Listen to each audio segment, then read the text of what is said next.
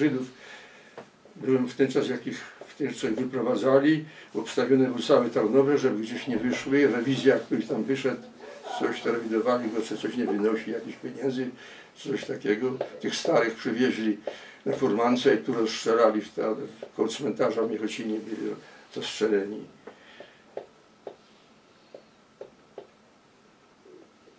No, później łapanki. No jeszcze bym się może jeszcze 39 rok.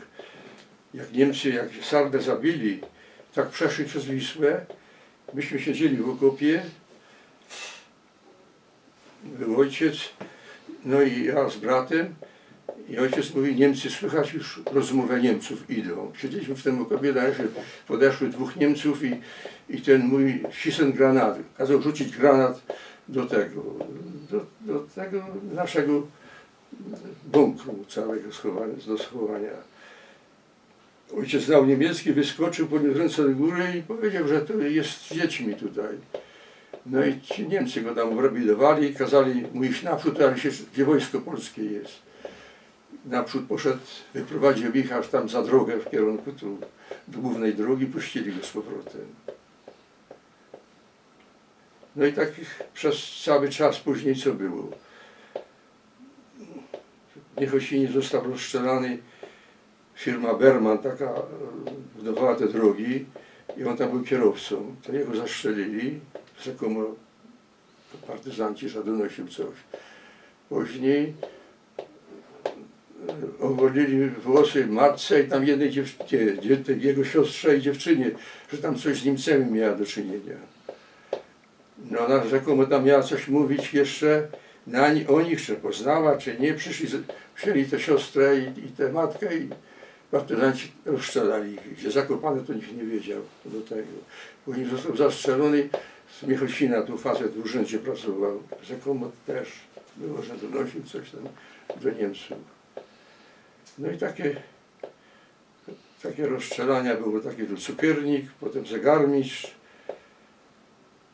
Także to kilkunastu tych było zabitych. I jak kogo zastrzelili, to przywozili go do Kostnicy w Tarnobrzegu. Tam ja chodziłem do ojciec pracował w browarze, to rano szedłem się śniadaniem do niego, bo na 5 szedł do pracy. To zawsze w tej Kostnicy zaglądałem, to tam był napad na bank, to wystrzelali wszystkich ci Niemcy, to leżało to. Później był z Machowa dwóch partyzantów, jeden z Machowa, drugi z Gnajowa.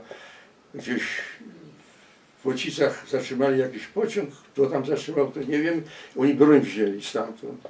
Ktoś to zdał i Niemcy przejechali do dnia i w stodole to pilnowali ci, to obydwa leżeli tak, jeszcze w spodenkach byli zaraz zastrzeleni.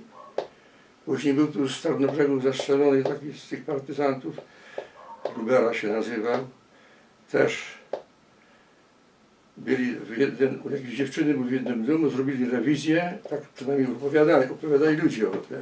Wyszli, nie znaleźli wcale, ale jak się wyszli, to ta kobieta wyszła, otworzyła drzwi, patrzyła za nimi, ci się wrócili z powrotem. No i znaleźli gdzieś pod łóżkiem, był czy coś takiego i tam przez to łóżko strzelali do niego, był zabity. To jak leżał na tym stole w tej Kostnicy, to nie wiem, czy był wystraszony, te włosy, jak miał głowę tak, to włosy stały prosto na nim.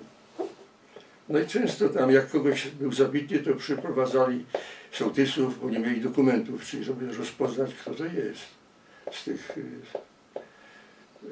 z tych zabitych. No a później ja pracowałem już,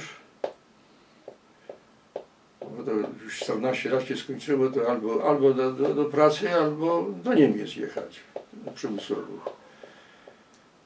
No to mnie tam zawsze wysyłali ci pracownicy, bo każdy się bał wychodzić dorośli, gdzie, bo było radio, przy słupie jest tam głośnik i tam jak na froncie wschodnim te walki były, to Niemcy się wycofali,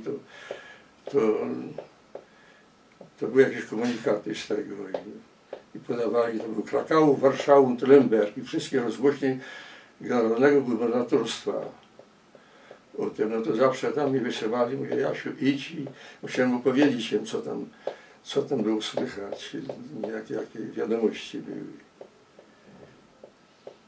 I przed samym już, to był koniec lipca, nie wiem, dzień, dwa czy coś przed końcem lipca, w poniedziałek idziemy do pracy, przychodzimy, nie ma nikogo. Ten zakład odemknięty, porozwalane wszystko, wszyscy Niemcy pouciekali. Rano furmanki wojskowe i inne, wszystko jedzie w kierunku Machowa, tam, w kierunku Machowa, na Baranów, na tej drodze. Myśmy przyszli, pochowaliśmy się gdzieś nad Wisłą w zbożach hrabiego, siedzieliśmy, po południuśmy wrócili do domu, niemieckie wojska już się pokazały i to wszystko, te furmanki, to wszystko galop, na wszystko co mógł, uciekali z powrotem Niemcy, bo tam już się Rosjanie pokazali. I było w ten czas ciemno, że była godzina chyba 9 czy 10, słychać było samochód. Jechał, Ruscy przyjechali, podjechali pod Michocin. Jak podjechali, tak tam z broni maszynowej zaczęli strzelać. Jak szybko jechał, tak szybko się wrócił z powrotem. I za chwilę przyjechali do Kajmowa, zjawił się czołg niemiecki, ruskie. Tam z kwiatami ludzie wyskoczyli i Niemcy zastrzelili w ten czas od razu. Jeden facet stał w piwnicy, na schodkach, tak dostał, tak mu tu odcięło głowę, a drugi był jeden schodek niżej, to mu tu tak czaszka, także jeszcze żył. No i zastrzelony został taki z Kajmowa partyzant, miał 28 lat, tam był zabity w lesie. I zaczęła się taka walka tutaj między Kajmowem a Machowem. Raz ruski, raz Niemcy. Tydzień to trwało, te działania wojenne. Myśmy uciekli, wszyscy uciekli, co wsi nie było nikogo. Ja tam raz się z ojcem wybrałem. Mówi, uciekajmy stąd. Doszliśmy za wieś. Ojciec mówi, ja się wrócę, a ty idź. Ja poszedłem kawałek taki.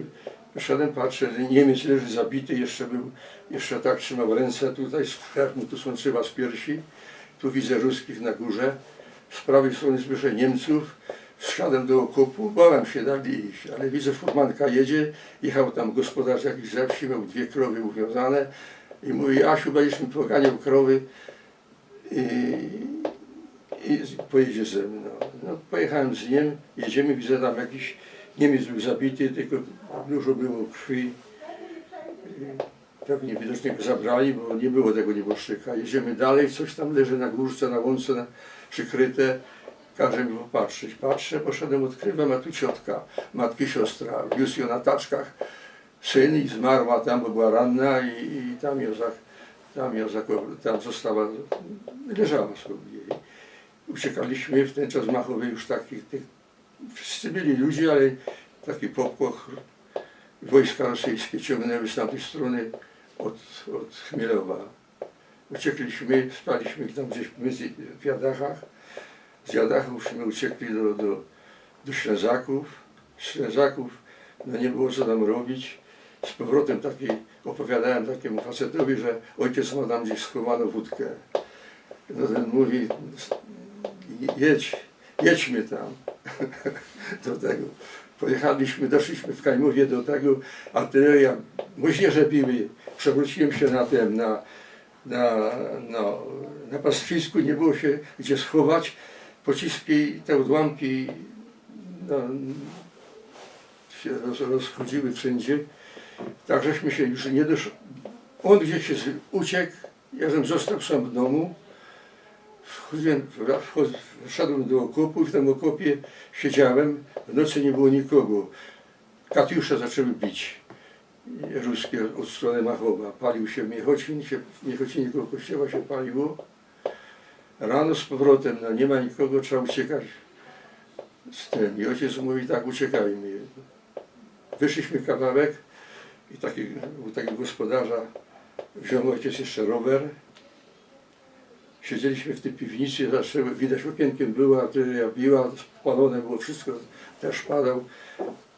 Takie wybuchy duże były. Uciekamy dalej, ten rowerśmy zatopili w stawie jakimś kamieniem przyłożony był, wentyle się wyciągnęło, idziemy dalej, no widać wszędzie bydło wybite, konie, to wszystko prawie było we wsi, został chyba jeden koń, jedna krowa. Widzę, Niemiec leży zabity, widać było, że nie ma głowy, tylko tak widać ten piasek, z deszczu, było tak po nim, po tej krwi tak padało. Chodzimy dalej, widzę niemieckiego w lesie, obsługa niemiecka dwóch, przy RKM-ie czy przy CKM-ie było zabitych, dwóch leżało. No i do tego, pojechaliśmy do Dąbrowicy, wsunęliśmy się tam do stodoły, przespaliśmy się w noc, no i z powrotem do tego, doszliśmy do Nagnajowa, ale człowiek już był głodny w ten czas, przyjechała, zaczął most budować, w Nagnajowie był most budowany przez ruskich, Niemcy zajechały, bombardowanie było, przyjechała ruska kuchnia, ładnie ta zupa pachniała, sobie myślę, teraz człowiek już 2 dni nie jadł, coś się zje. Jak zacząłem paradować, tak te konie, ryb, ta kuchnia się przewróciła, to wszystko uciekło. No i z powrotem do lasu, na Dąbrowicę. Były ostężyny takie jeszcze niedojrzałe, trochę pojadłem tych owoców. W Dąbrowicy patrzę, kawałek chleba mają kury, dziubią to zabrałem tym kurom to, opyłem wodą i zjadłem to i z powrotem aż na Ślęzaki ucieczka było. Tam zobaczyłem, trochę ludzi było ze wsi, no ale nie było co robić i z powrotem się wróciło do wsi. No w ten czas przyszły już ruskie, wojska przyszły rosyjskie. I jeszcześmy byli, już ruskie byli, Niemiec się gdzieś przechodził koło nas, koło tego schronu. Za jakieś 2 dni czuję, że śmierdzi z tamtej strony, coś słychać, jakiś zapach trupi, tak. I wyszedłem, patrzę, leży Niemiec rozkrzyżowany tak, kieszenie wszystkie na wierzchu, bez butów, na twarzy to jeden biały robak, tylko się tutaj toczy na tym. I no wziąłem się za to zakopanie tego. Co tam wykopałem parę łopat tej ziemi, to musiałem wymiotować, bo się nie dało, taki smród był. Miał jeszcze nie było zabrane, bo miał tę metrykę śmierci, tę tabliczkę podwójną miał. Dokumenty tam były porzucane, nawet zabrałem tę książeczkę wojskową. Jeszcze pamiętam jego nazwisko, jak się nazywał to był 28-letni obywatel. Józef Krauder, Obergefreiter. Nauczyciel, był wcielony do wojska w lutym, a tu był zabity w Kajmowie. No, to było pierwsze dni sierpnia. Rusek przyszedł jeszcze i tak miał tę ładownicę, zabrał to strzepał z niego to robactwo i to wszystko. I ja to zakopałem go tam, tego Niemca. Później prawdopodobnie, że tam gdzieś się ktoś pytał, ale ja nie wiem, ja poszedłem do wojska już w 1948 roku, także co się zrobiło z tym, że tu zaginęły te dokumenty tego Niemca.